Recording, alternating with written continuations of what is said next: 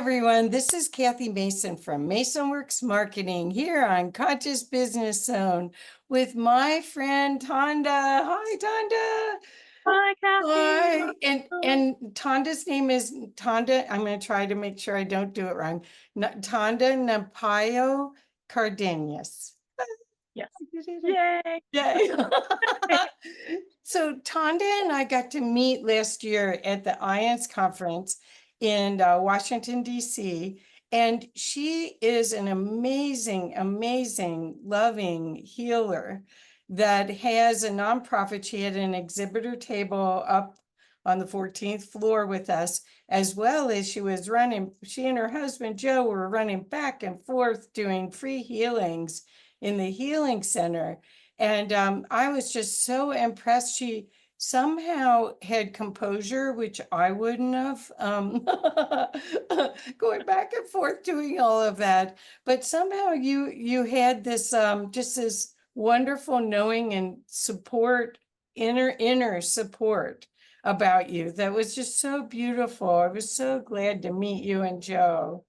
So Tonda, why don't we, for people that haven't met you before, we're going to talk about your nonprofit in a little bit, but how did you get involved and why were you interested in the near-death experience group? Oh, wonderful question. I am a childhood trauma survivor that resulted in a near-death experience when I was 9.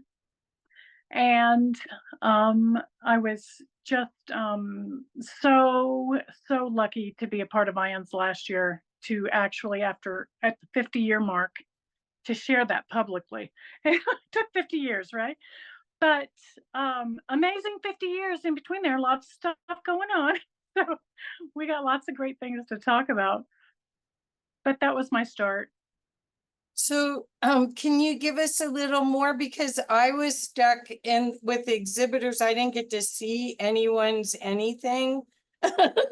Could you tell us a little bit more about your story? So because I'm hoping that your expression of your experience will help open up other people to their multidimensional aspect of themselves and realize what a gift they are, and to stop blaming and shaming themselves and enjoy this ride. So that's why, if I don't want you to go through pain to tell it, but if you could talk a little bit about what happened and what you experienced, maybe that would help them. Okay. I'm privileged to do that. I'm honored to be here with you. Thank you for asking me. And I love sharing my story because I think that if I could say one thing about my near-death experience, if I had to put it all into a nutshell, the experience that I had on the other side, what I brought back was that light I was enveloped in, immersed in, lovingly, that's exactly what it was, is love. And it was very simplistic compared, my experience, my NDE was very simplistic compared to many. So as a child, I was going through trauma at home, and therefore that was the reason that my near-death experience happened. So I had a severe head trauma, and it going into that light saved me. It saved me. It allowed me to realize that there was something better than what I was going through.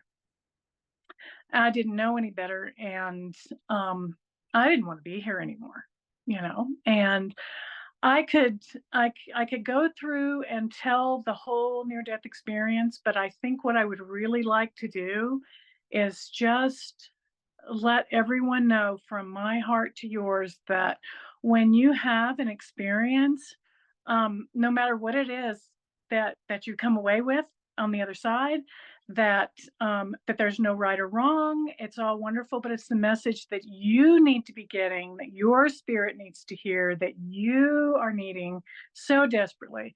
And my love goes out to you, to anyone who has had a near-death experience, or for those who have loved ones who have done that, and you're wondering what on earth, what do I do now?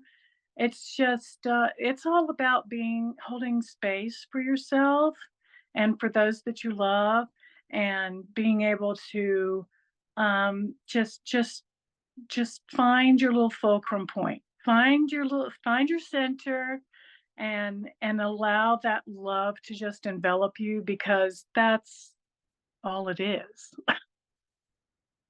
Seriously.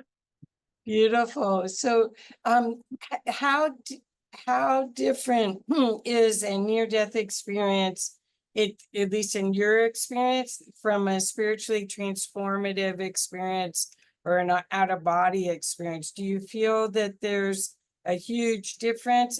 I found that I was always out of my body from being 8 years old or younger on. I had to get into my body. Yes, I totally agree with that.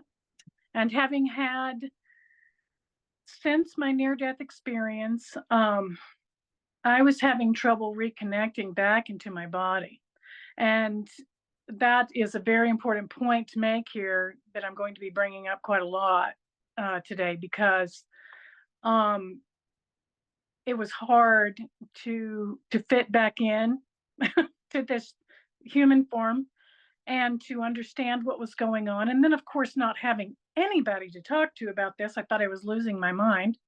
It was a derogatory situation I was in, so that just exacerbated those thoughts.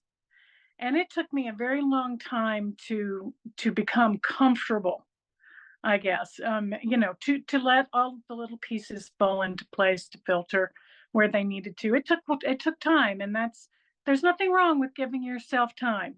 Give yourself that grace to have that time. Yes, but having an outer body experience is definitely something that would happen more and more frequently after my NDE. Having spiritual experiences after my NDE, I've had visions. So I think jumping into my story, I think, would probably be one of the best things that I could do, because it'll make a little more sense. So like I said, I had the childhood NDE, and then going through back into that traumatic experience at home. But nature. I did not feel comfortable inside of four walls.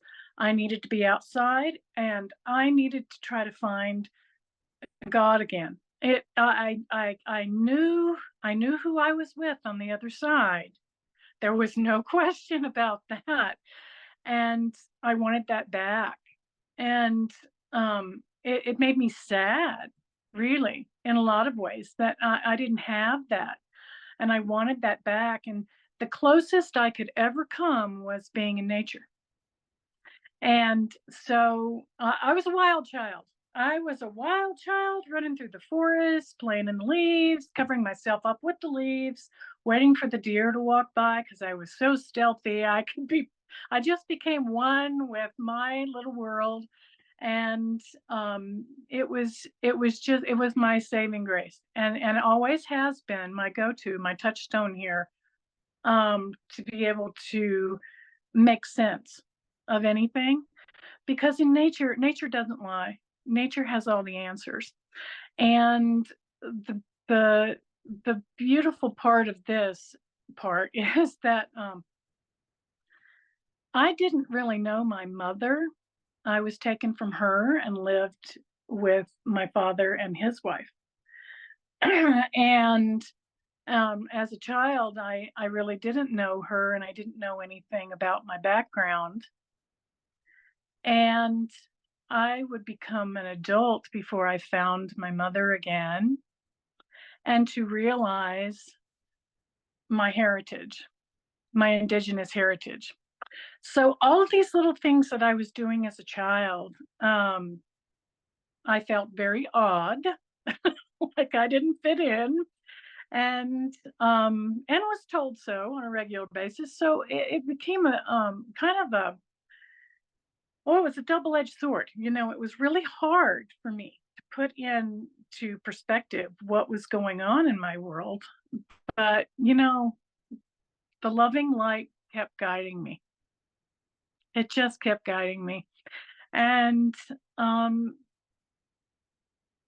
as an adult and finding my mother, finding my heritage, realizing things started to really filter into place, and I really started to bloom then.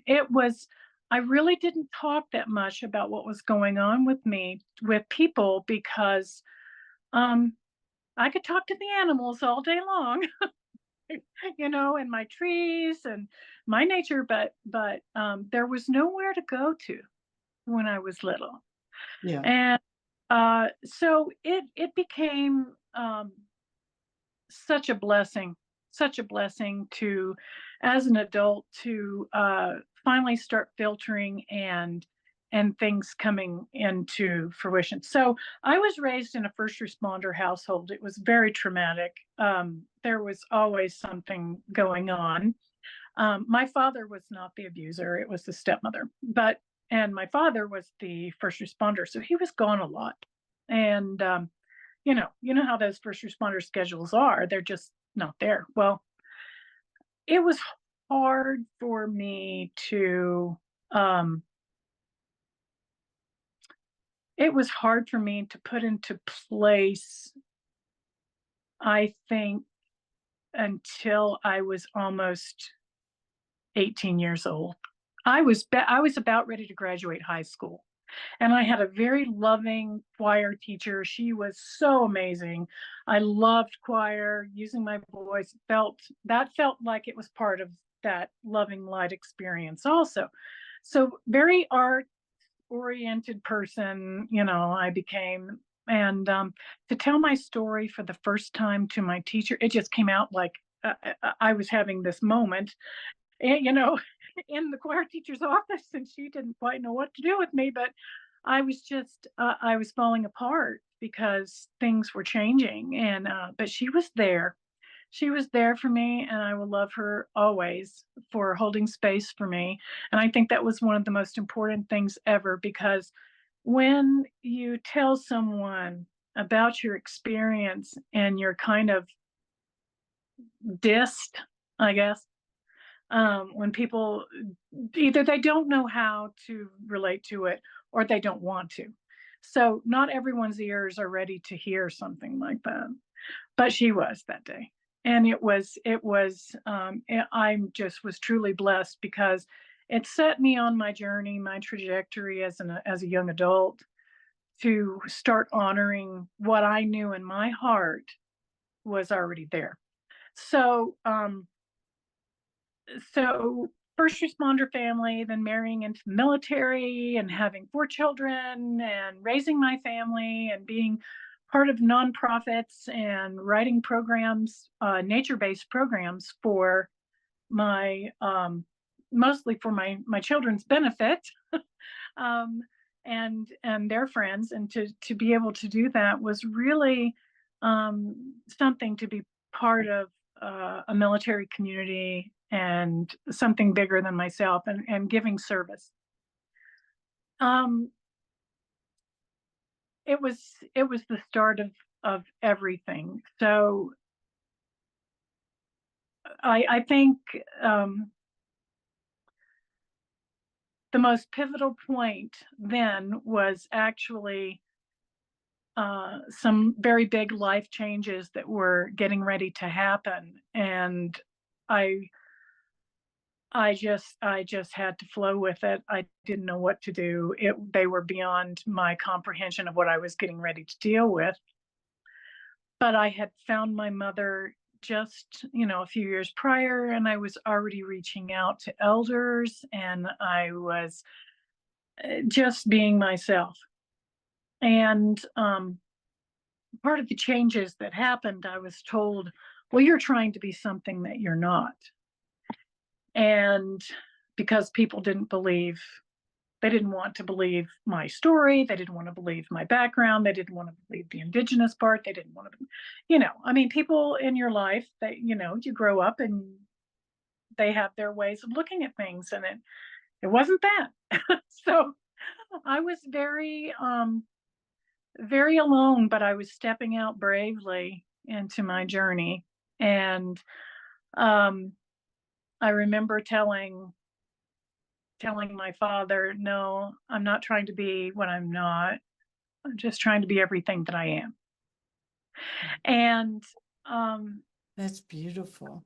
I was already working with some elders, and I was working with veterans, and I was, the hospital, the veterans hospital, with those who had PTSD, which I have, and severe trauma for 18 years can really create some issues. So I have been trying my whole life to work on my little issues. And it was always helpful for me to reach out and know that I wasn't alone by trying to help others as well. So my world blew up, and I was suddenly a single mom with 4 teenagers. God help me. And I was in Arizona, which is pivotal to this story because it's where everything started. I was with some very good friends, went to Sundance and support, not to dance, but to be there and support. And I was praying so hard that I just find my way. And I had a vision.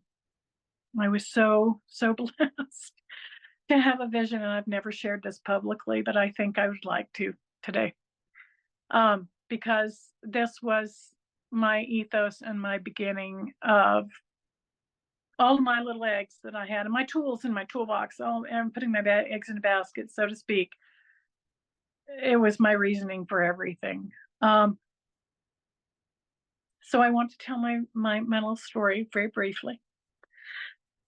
And if I start crying, I've got my eagle feather here. I'm already starting. We're honored that you'll share. Thank you. Oh, thank you for honoring me, for listening. That's beautiful. It's such a beautiful space here, Kathy. Thank you.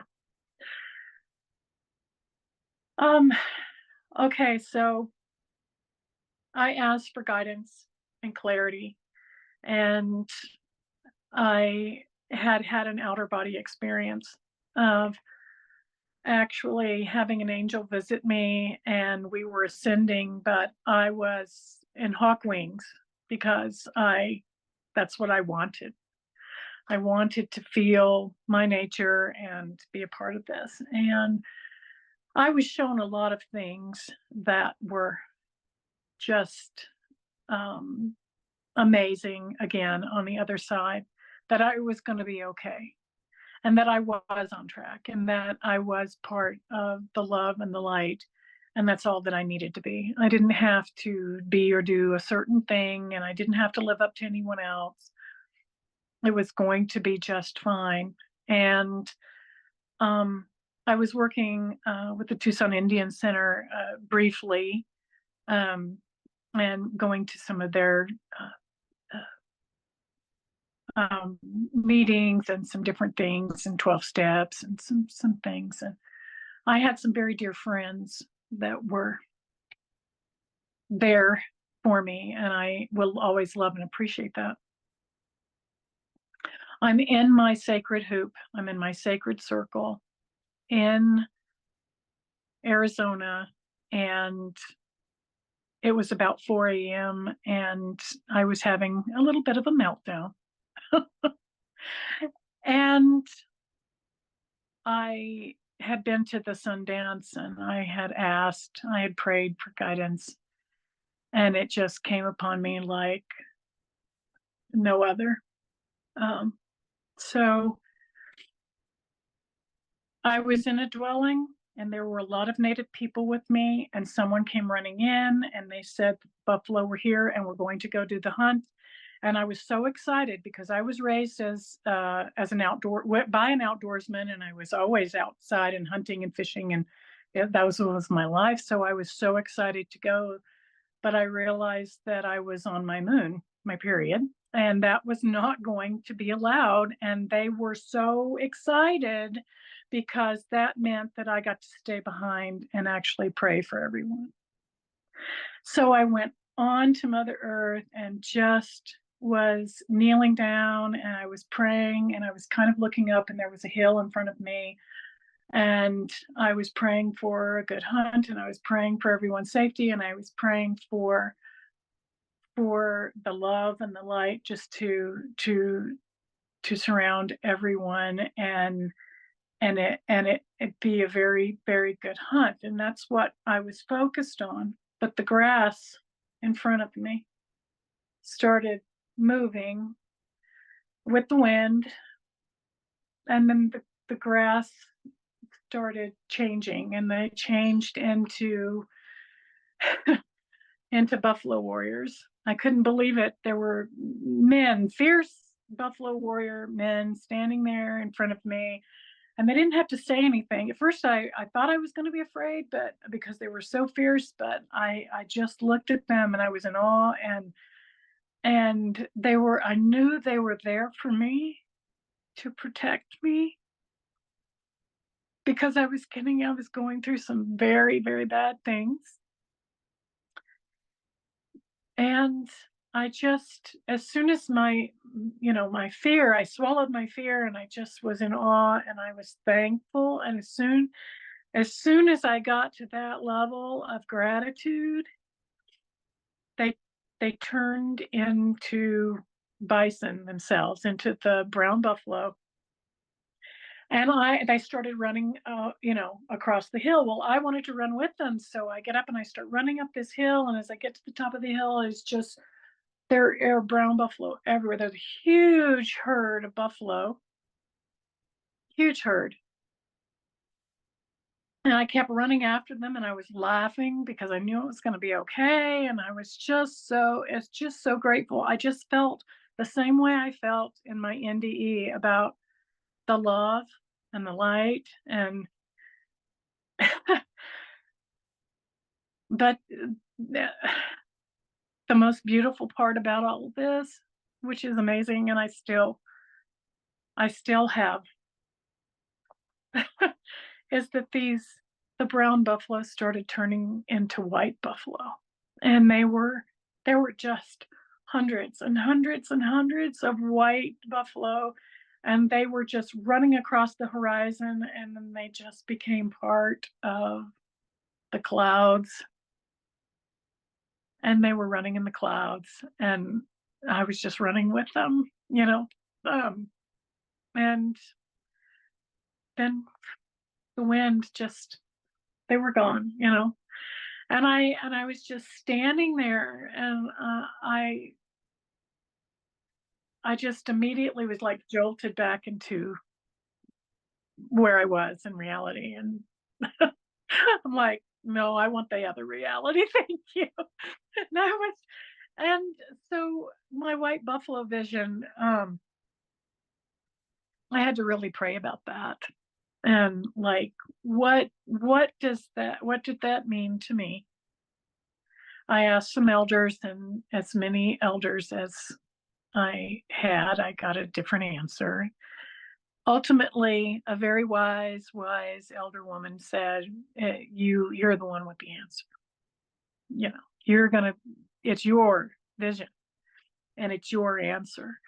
And that's when I just knew that all of my tools I've been putting in my toolbox, that I was going to be able to help people by continuing to write programs and taking people out in nature and creating and holding space for people who have either had trauma, they're military, they're veterans, underserved women, and even children who needed to learn about nature. So those are the cornerstone programs that we have now for our Wow. Oh, thank Uh, you so much for sharing that. I mean, the opportunity for people to see the messages that in their own way of what you had. I mean, that's what good storytelling, and that's what a lot of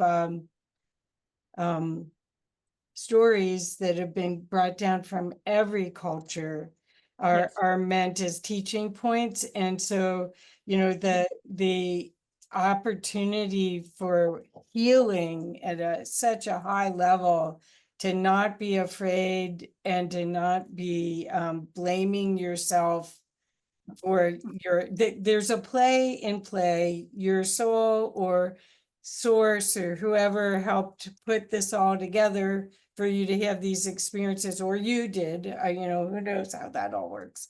But yes, wow, White yeah, Buffalo, how amazing, yes. how amazing. So I have a question about trauma, because you work with you. We're going to go to your website in a little bit to talk about your Red Earth Echo Discoveries nonprofit, which is quite amazing and such a gift to the world. But I have a question because you work with people with trauma and you're a trauma survivor. Do you feel, and this question comes from an interview I had with Dr. Joe Delaney, who's from England. He's a professor. And he said that everyone has to have trauma, that that's part of the human storyline, and how you navigate it is part of the game here, or whatever you want to call the setup here. Do you agree with that? Absolutely, I Oh, do. wow. Absolutely. Okay. And why do you think it's that way? Well, I am convinced, and even as a little girl, I realized that I was not really a human being. I was a spiritual being having a human experience. And I know we hear that a lot and it's very cliche, but when you really look at that for a minute and delve into that thought process, it's like we're privileged to be here. We're here in this time, in this space right now with all of our gifts. We're all different. We're all different, but we're all here now. And that connection that we have is the fact that we are spiritually just having this human experience. And what are we going to do with it? We've all got the same 24 hours. What are we going to do with it? You know, how are we going to fill our time? Are we going to help ourselves, someone else? But yeah, I the love trauma. I love that. Well, the trauma is the opportunity to work through it, the triggers and the Yes, repeating. Like I found at 50 years old, I did a whole bunch of training, and it was because I could see the patterns. I could see, oh, I picked the same man, different name, different body, but same person in my relationships. What needs to be healed? And I was a variable. I was the only constant. Is like, you can't be a victim of all these people unless you are setting it up to be a victim, exactly. right? Ex- Wow. Exactly. So So could no you explain? hard. Oh, okay, I'm sorry. Keep going. Oh, Sorry. No, go ahead. no matter how hard trauma is, we all have it within ourselves to get through it. Don't give up. Keep going. When you're going through hell, keep on going. You know the song, right? It's so important to honor yourself and step outside of yourself long enough to realize that the trauma is just a part of your story. It's just a part of it. So, so many people get stuck in their story. I think it's fascinating to me, um, how we shame and blame ourselves so much and hide who we really are. to Mhm. others, although they can read it. They can read something's not authentic there. How do you help people get through that? I mean, I know that we'll go to your site and you can see, people can see how beautiful your setup is and how nature can heal.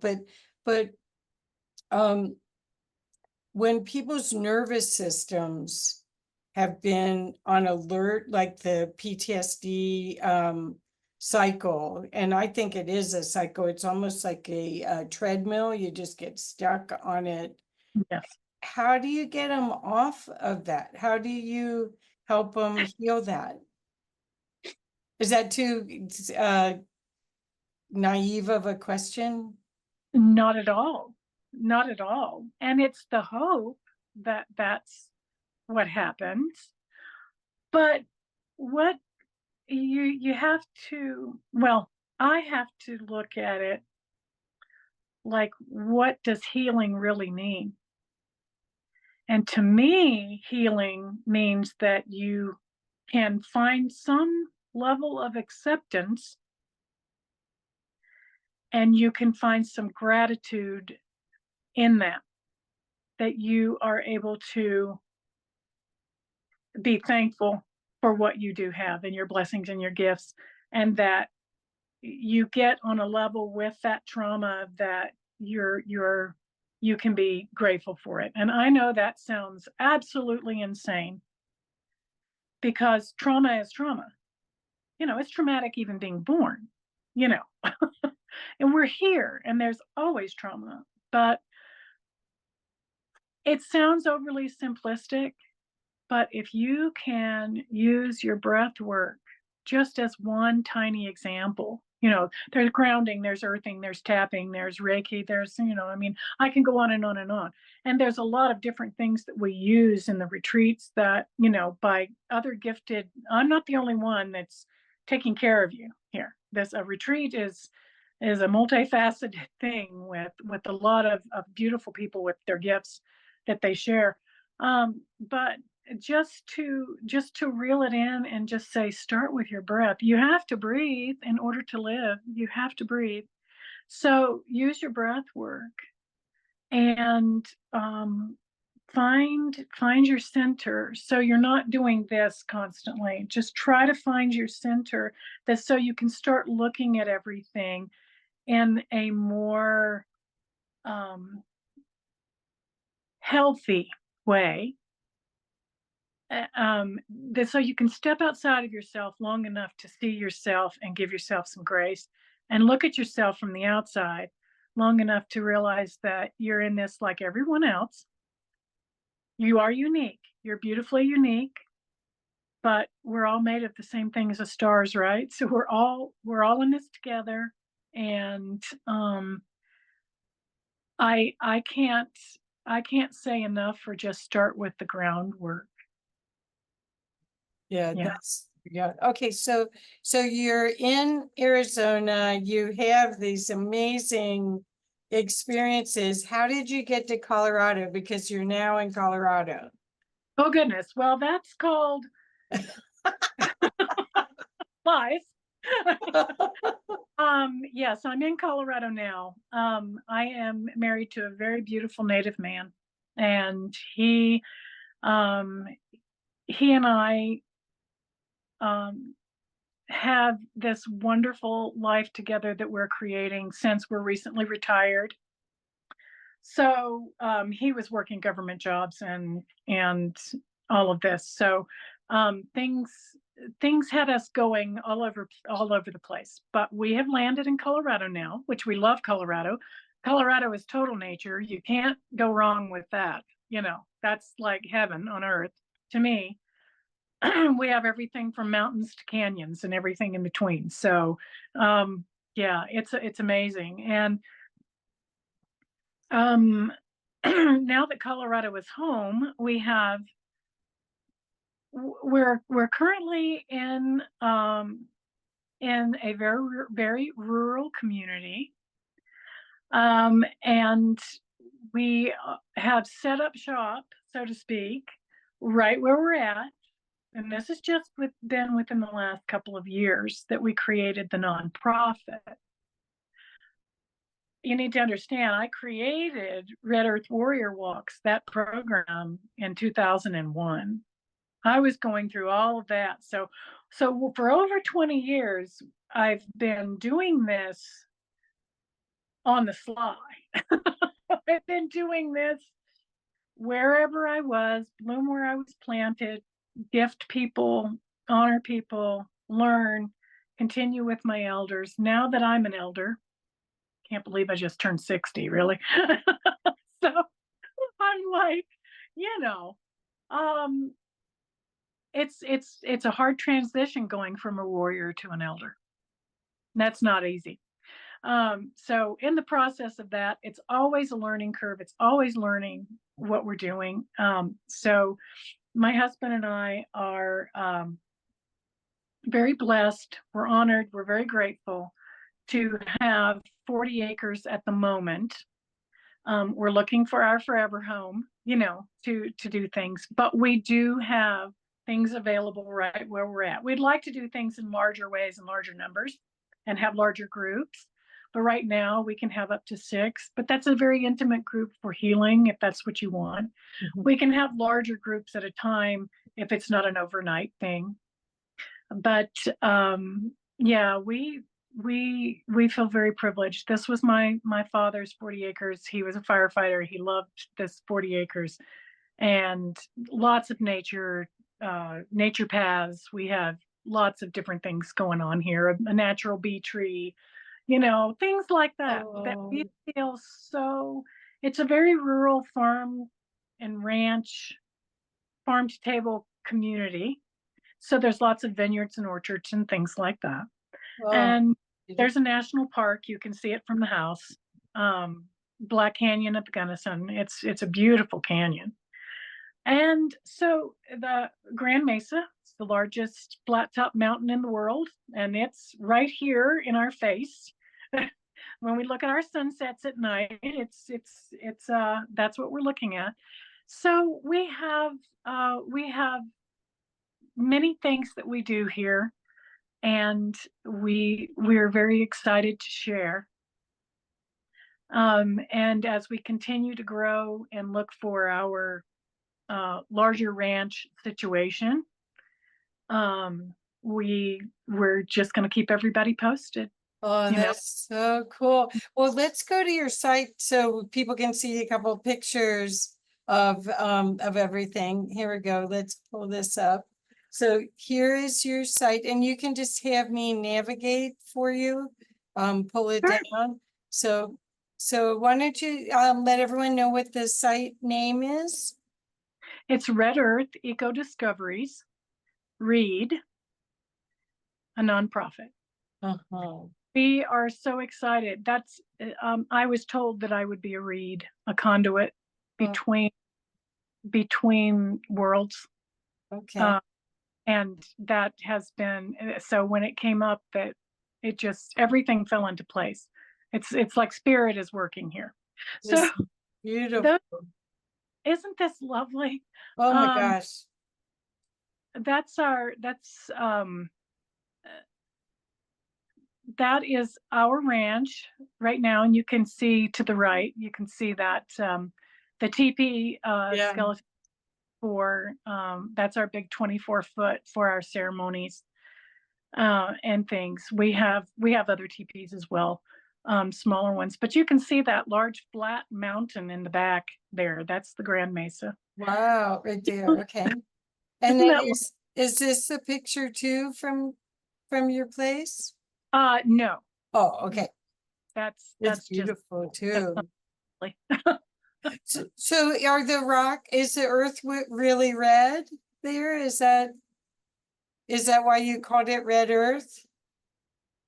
Yes, we have we have within the western slope very red earth.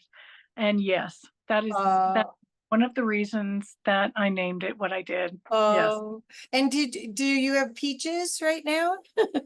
Oh my goodness, yes. I That wish. I love that. You know, they charge $70 a box here for them. Oh, oh, no. Yeah, just enjoy it. So here's another picture from your site, and then we're gonna show Joe here too. There's the two of There, you. Is that cool? So, and how is Joe part of all of these ceremonies when you put it all together to have healing ceremonies and your retreats? Does Joe do a big part of it? yes, he does. Yes, he does. Wonderful. He, um, he is my rock. He's wonderful, and we're so blessed to have him. He was raised on a ranch in New Mexico for a portion of his childhood. Uh-huh. And so we're very earthy people. And, we love the rural lifestyle, and it's very quiet, and it's good for people to be able to get away to enjoy time with us. So, yeah, I that's think retreats or seminars where you get away from your environment that mm, doesn't remind you or get you back into your groove that you've right. become accustomed to are the best way to heal or to shift your mindset, because you really get a chance to have a perspective. And that's what, they say time heals all wounds. When you look at things in hindsight, you can find the beauty in it. But if you're in it, you're in a difficult relationship and you go to a class and then come home to the difficult relationship and then try to go back to the class, it's not as effective as actually getting away, right? Yeah. An immersion is very, very key for most things, I have to admit. Yeah. So we love that, and we love taking very, very good care, all inclusively for and that means that you come as a friend and you leave as family. Oh, that's beautiful. And that's what we're missing.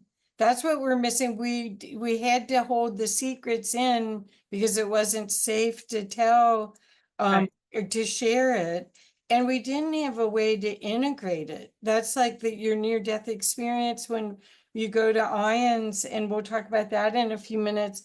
When you go to the International Association for Near-Death Studies, either the experiencer groups, which are online and in person at the events, or if you are in local chapters, you hear other people, they can articulate what you felt. There's a lot of times you don't have words because it is all here. It's not here, it's here.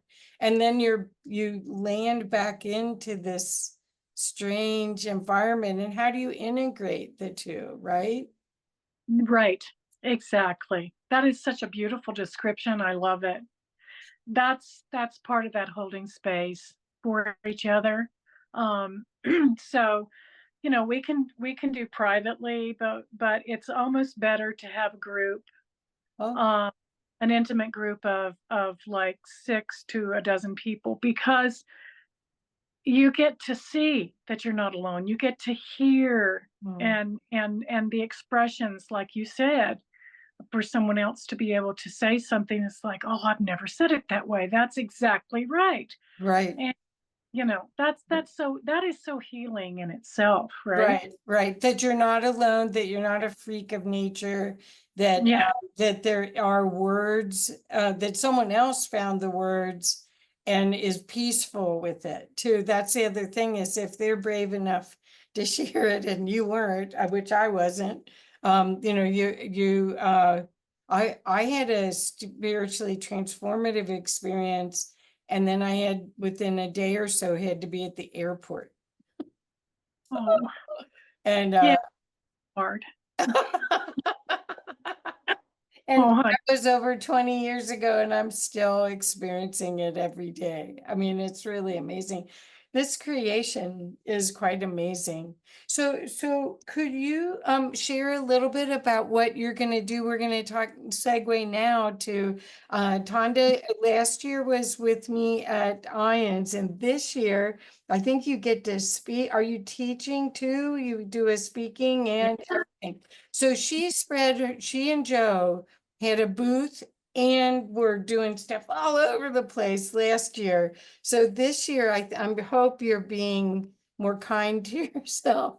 You didn't have a reference point to know how much was too much, but But it was perfect. I have oh, to say, good. like, Okay. perfect. Oh, No good. worries. It was our learning curve, and it was such a privilege to be a part of IANDS and get to meet beautiful people such as yourself. And we have made such beautiful friends this year, and it was amazing. So we were right where we needed to be, and that's my nature anyway. I'm like, I just want to get in the middle of it and see what's going on, and I mean, I don't hold back. So um, but this year, yes, I'm very, very excited to say that we were asked if we would like to do a workshop. I had submitted some ideas, and this year we're doing a workshop on the sacred hoop and what that means. What is a sacred hoop in the indigenous world, and how you can utilize a sacred hoop to on your journey and your daily walk, and how you can recognize um, the patterns that we see in our NDEs, our OBEs, our STEs, our on and on and on. There's patterns. If we know that, it's easier to see something coming at you faster, and you recognize things, and you're able to actually create lessons and learn from it instead of just drowning in it. So it's really, I love patterns. I love patterns in nature. We know where the sun comes up and where it sets. We know, you know, spring is following, and we know these things. And nature is such a wonderful way to recognize and honor patterns. And so we're going to be talking a lot about that, the sacred hoop itself. And I'm an art therapy practitioner, and an artist. So we're going to be creating little mini canvases. Everybody's going to get to play and have fun and create something that represents their NDE or their STE, or just to doodle and have fun and learn something. We're going to spend a few hours together. We're going to be doing some really amazing fun things. I'm co-teaching with Rebecca Castle, and she's a medium. And oh my goodness, the wonderful things that we're going to do in that workshop. I'm so excited. I am so Oh, excited. so it's okay. I mean, I found it on the site, so I'll show it real quick. So here it is. It's on Thursday from 7 p.m. to 9 p.m. And this is the conference.ians.org site. And the workshop's in a ballroom, so you can spread out a little bit, which is great. And this is a wonderful opportunity to really be transformed with others, right? Absolutely. Absolutely. It's going to be fun and interactive. We're going to be creating a sacred hoop on the floor and everybody gets to be a part of that to help create it. So they're not getting talked to. This is going to be fun and interactive and enjoyable, a wonderful 2 hours of learning. And I feel so blessed to have Rebecca help me with that. Wonderful. Well, last year or the year before, I was in one of the workshops and we were having so much fun. We were making noise. And the people came over from the next room over and said, "You have to be quiet. There's a presentation going on in the next room." It's like, but we were it's like always in trouble. Anyway, rebel here. So No, that'll be fun. It will be. We're privileged. We were asked to be a part of the opening ceremonies. So Rebecca and my husband Joe and I will be just a part of the opening and talking about it a little bit to share. And then of course going to be in the healing room. We love Becky. Shout out to Yes. um yeah, it's amazing. So going to be in there quite a bit, and of course have our table. And my Joe has he has time to do blessings, individual blessings. They'd like to stop by the table. We would love that. Perfect.